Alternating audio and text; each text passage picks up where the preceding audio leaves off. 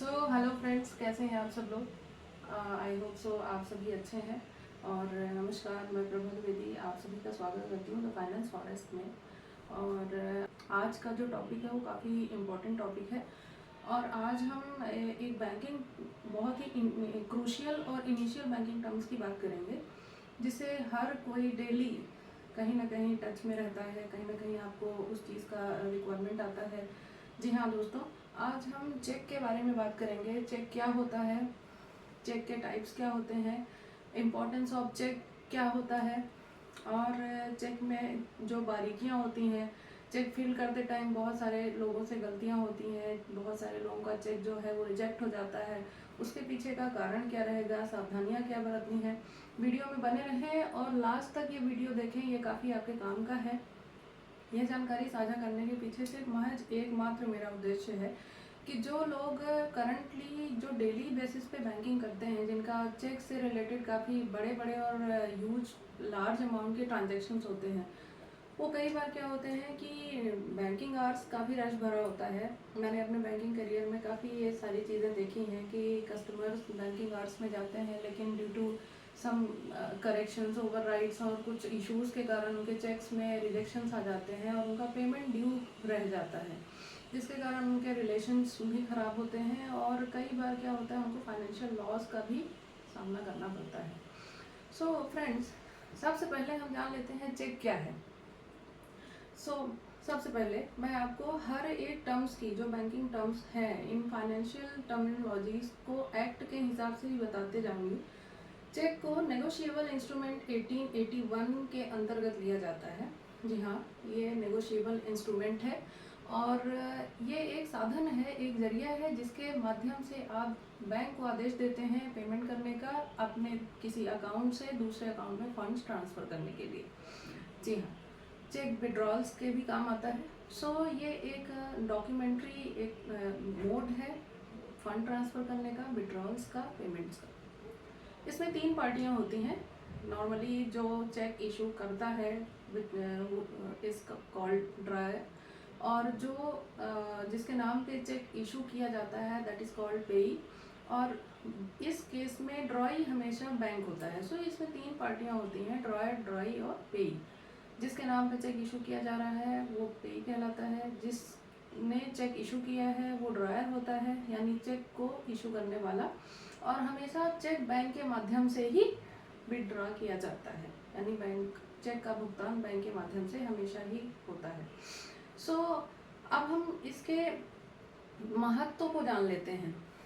Check एक आपका financial document है जिसमें आपकी बैंक डिटेल्स इंक्लूडेड होती हैं। आपको कहीं अपनी बैंक डिटेल्स देनी होती है, आप कैंसिल चेक की कॉपी दे सकते हैं। बहुत जगह आपको, जैसे सैलरी अकाउंट्स हो गए, कई बार हमें कोई पार्टी से पेमेंट लेना होता है, हम उसे कैंसिल चेक की फ़ोटो भेज देते हैं, कैंसिल चेक दे देते हैं, तो उसमें कंप्लीट आपका बैंक डिटेल्स आ जाता है। बैंक डिटेल्स मीन्स आपका अकाउंट नंबर, IFS कोड, आपका ब्रांच कोड आ जाता है, आपका नाम आ जाता है, और MICR, ये सारी चीज़ें आ जाती हैं जो आपके बैंक डिटेल से रिलेटेड इम्पॉर्टेंट डिटेल्स होती हैं। अब दोस्तों, इसके साथ हम आ जाते हैं कुछ बारीकियों में, जो कि नॉर्मली हर व्यक्ति को नहीं पता होती है, लेकिन आज हम इस वीडियो में ये सारी चीज़ें डिस्कस करेंगे ताकि ये आपके रोज़मर्रा के जीवन में काम आ सके। इसको जान लेना उतना ही ज़रूरी है जितना कि आपके बैंकिंग ट्रांजैक्शंस डेली बेसिस पे ज़रूरी होते हैं। सबसे पहले बात करते हैं कि अगर कोई चेक होता है, आपने देखा होगा चेक के अपर साइड पे, लेफ्ट टॉप साइड पे एक क्रॉसिंग होती है। जी हाँ, क्रॉसिंग का मतलब होता है, पहले ये जान लेते हैं कि क्रॉसिंग कितने प्रकार की होती है।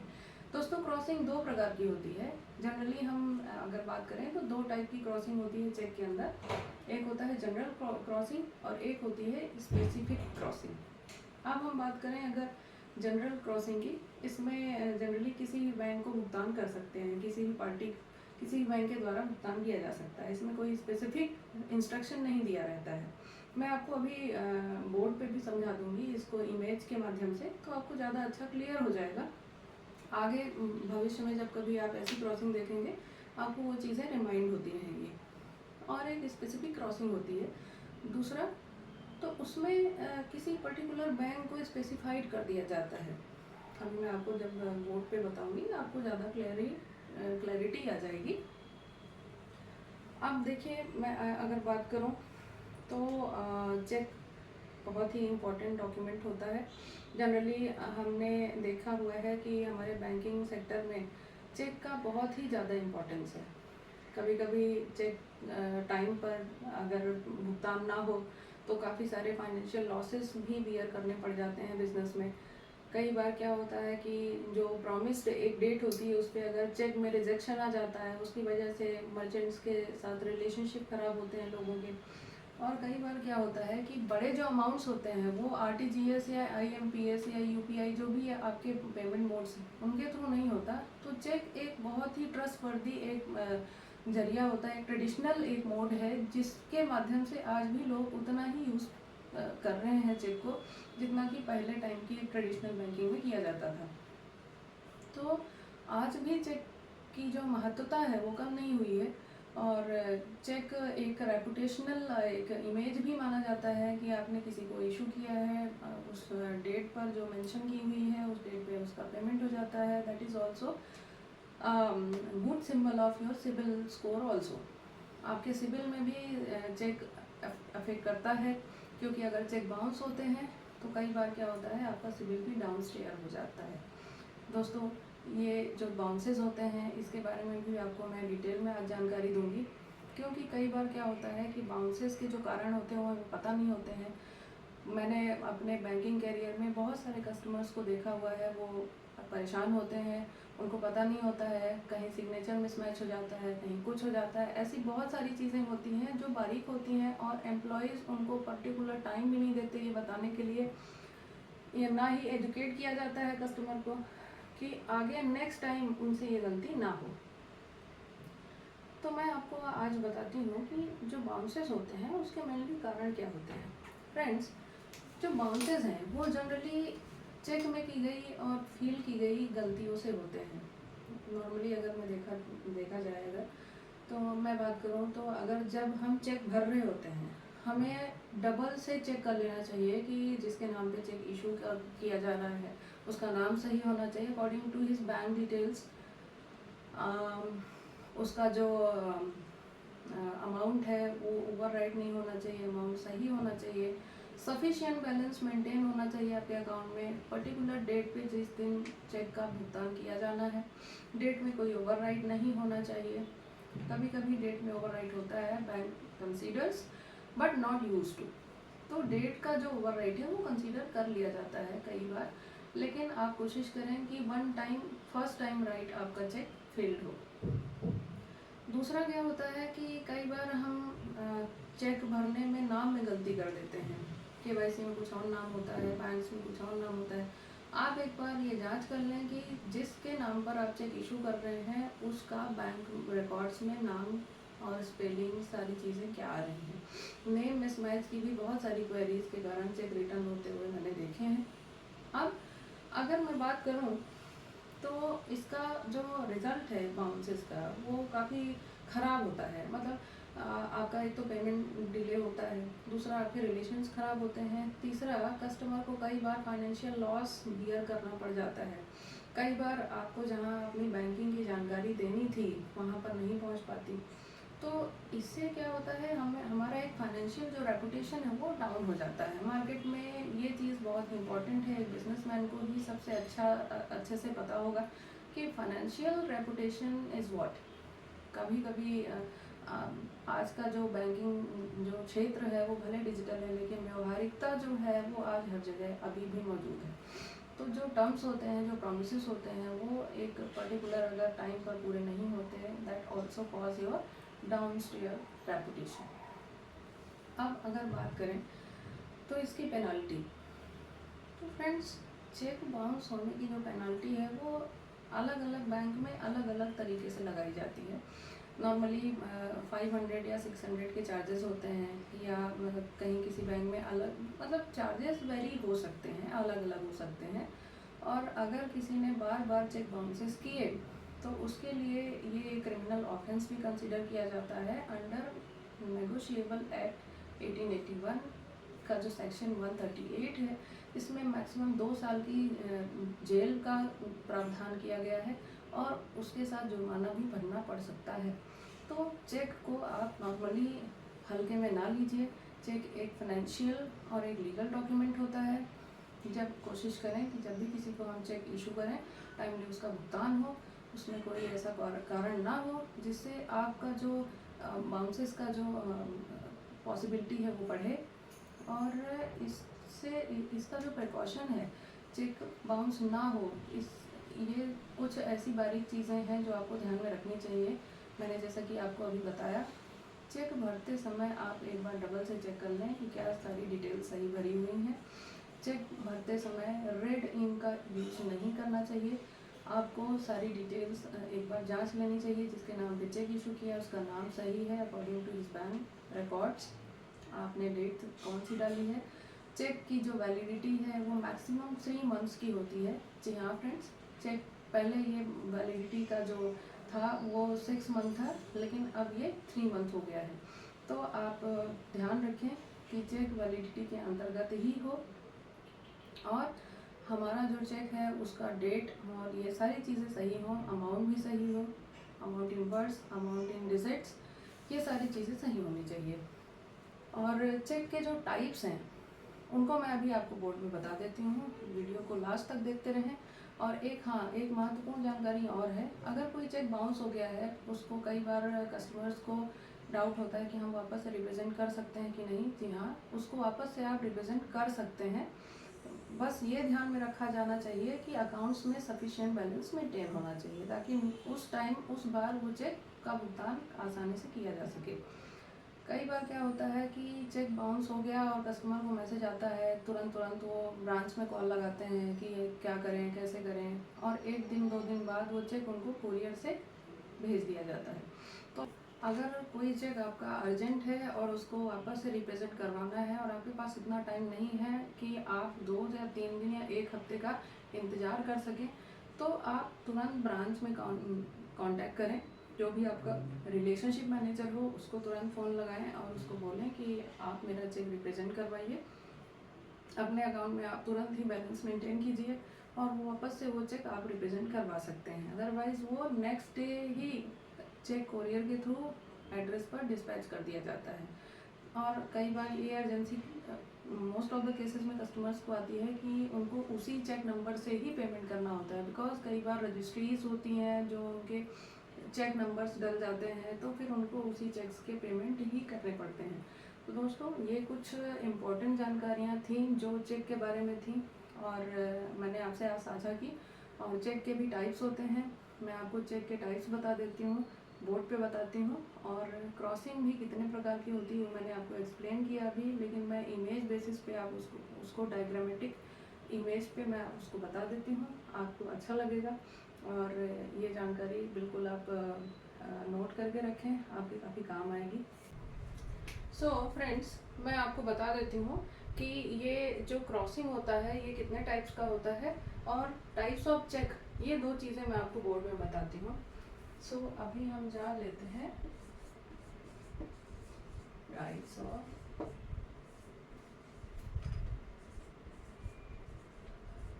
चेक।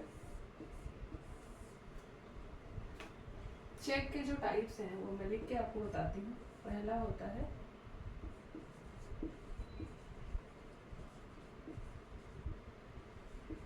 बियरर चेक, दूसरा होता है क्रॉस चेक, तीसरा होता है स्टेल चेक,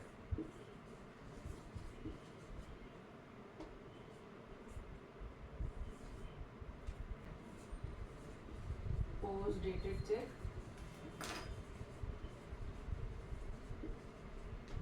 यानी PDC। फ्रेंड्स, मेनली 4 टाइप्स के ही ये चेक होते हैं और इसी में सारी वैरायटी आ जाती है चेक की। 5वां आप बोल सकते हैं एक सेल्फ चेक होता है। अब मैं एक एक करके इन सारे चेक्स को इलेबोरेट करती हूँ। बियरर चेक वो होता है जो अनक्रॉस्ड होता है, ओपन चेक भी बोलते हैं इसको, इसमें कोई क्रॉसिंग नहीं होती। इसका मतलब ये है कि जिस किसी ने भी इस चेक को बैंक में प्रेजेंट किया है, भुगतान उसी को किया जाएगा।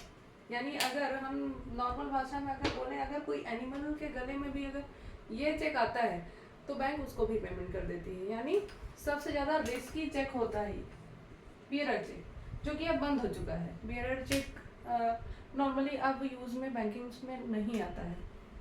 दूसरा है क्रॉस्ड चेक, जो कि मैंने आपको क्रॉसिंग बताई है। ये सबसे सेफ चेक होते हैं, जो कि सिर्फ इसका मतलब ही होता है अकाउंट पे ओनली। यानी यहाँ इस चेक का भुगतान जो है वो काउंटर पर नहीं होता है। अगर कोई क्रॉस्ड चेक का भुगतान काउंटर पे करता है, इसका मतलब है कि वो नेगोशिएबल इंस्ट्रूमेंट की जो एक्ट है उसके अंतर्गत एक क्रिमिनल रिकॉर्ड होता है, क्योंकि इसको आप अकाउंट में ही ले सकते हैं, इसका पेमेंट काउंटर में नहीं हो सकता। तीसरा है स्टेल चेक। स्टेल चेक का मतलब होता है एक्सपायर्ड, यानी अगर 3 महीने की जो अवधि होती है चेक की, अगर वो खत्म हो चुकी है तो ये स्टेल चेक की गणना में आते हैं। पोस्ट डेटेड चेक, कोई तारीख अगर भविष्य की डाली गई है चेक में तो उसको पोस्ट डेटेड चेक कहते हैं, यानी पीडीसीज, आपने नाम सुना होगा।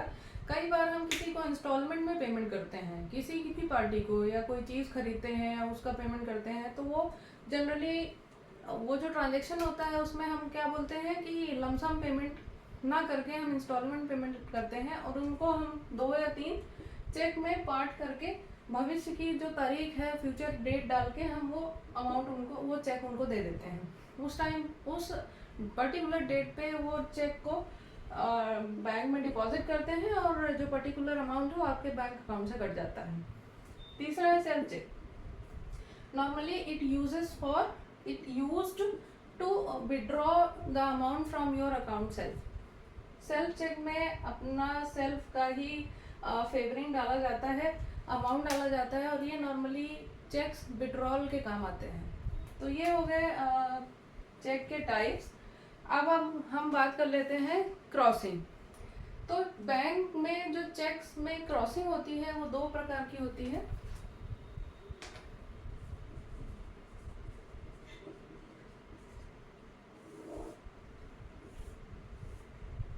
एक होती है जनरल क्रॉसिंग, एक होती है स्पेशल क्रॉसिंग।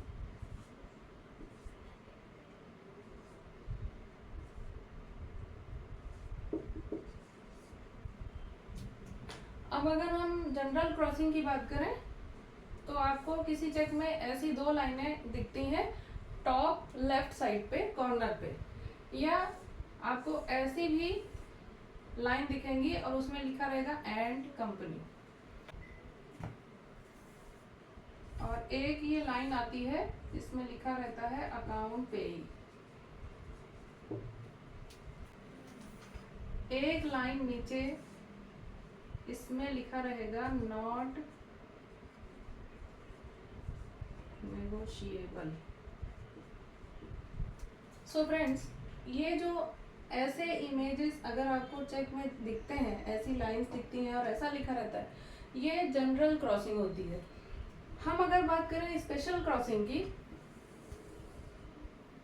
स्पेशल क्रॉसिंग में एक तो ऐसा रहेगा जिसमें कोई पर्टिकुलर बैंक लिखा रहेगा, स्टेट बैंक ऑफ इंडिया। दूसरी लाइन में कभी कभी हम चेक में देखते हैं लिखा रहेगा आपको state bank of India not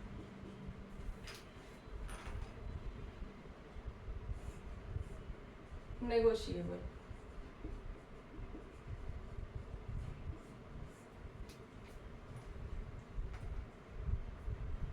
और कभी कभी चेक में ऐसा लिखा रहता है